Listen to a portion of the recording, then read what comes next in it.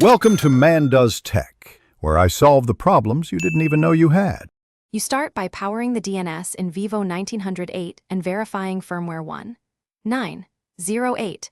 This matters because behavior changed in this release. Next, plug an Ethernet cable into the management port and assign a static IP like 192.168.1.100/24 so you can reach the web console. Open your zone file and keep admin credentials and a recent backup at hand. Once done, log in promptly. Rapid changes are easier to track when you have those files and a stable network address.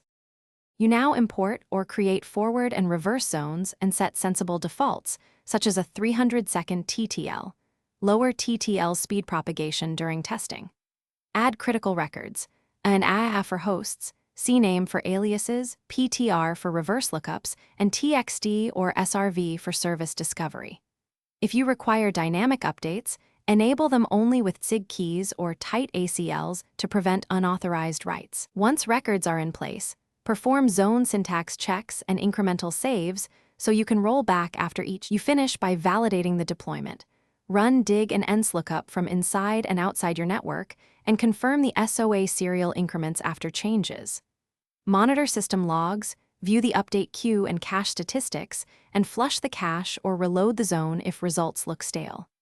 If answers differ, compare the live zone file to backups, verify SIG keys and ACLs, and inspect network conditions like MTU or firewall rules that might truncate UDP responses.